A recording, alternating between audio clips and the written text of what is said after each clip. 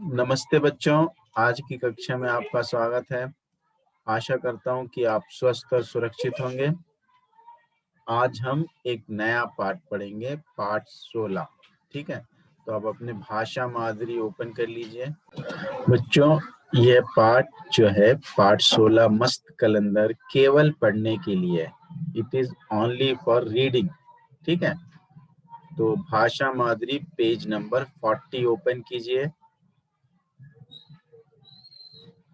पाठ 16 मस्त कलंदर। यहाँ जो ये सा है ना, हाफ है। ठीक है, आधा सा, इसलिए मस्त, मस्त मस्त कलंदर, मस्त कलंदर।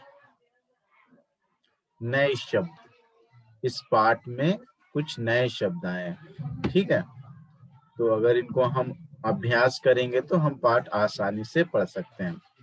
चिड़ियाघर, पिंजरे, कृपया, ऊद बिलाव, सलाखों, पत्थर, लंबे, कूद फान, मनमौजी, चोंच, चिल्ला, आवाज, गिब्बन, मस्त, बाड़ों, कलंदर।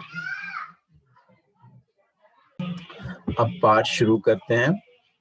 चिड़ियाघर पहुंचकर सभी बच्चे बहुत खुश थे। चिड़ियाघर पहुंचकर सभी बच्चे खुश थे। सबसे पहले उन्होंने ऊद बिलाव देखे। सबसे पहले उन्होंने ऊद बिलाव देखे।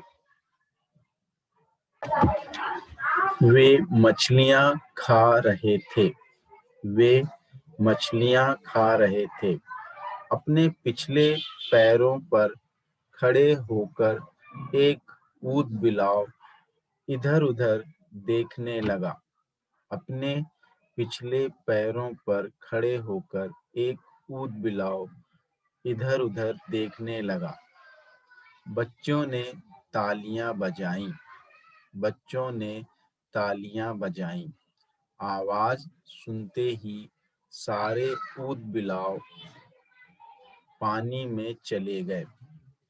आवाज सुनते ही सारे ऊद बिलाव पानी में चले गए। हमें शोर नहीं मचाना चाहिए। हमें शोर नहीं मचाना चाहिए, गीता ने कहा। लंबे तालाब में बहुत सी बत्तखें तैर रही थीं। लंबे तालाब में बहुत सी बत्तखें तैर रही थीं। छोटी बड़ी तरह तरह के रंगों वाली। छोटी बड़ी तरह तरह के रंगों वाली। अचानक कोई बतख डुबकी लगाकर एक छोटी मछली चोंच में दबाकर खा लेती थी।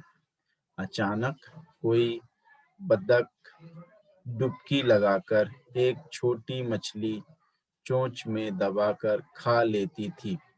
दूर लंबी गर्दन वाला जिराफ पेड़ों की पत्तियां खा रहा था। दूर लंबी गर्दन वाला जिराफ पेड़ों की पत्तियां खा रहा था। गिब्बन बंदर की आवाज सारे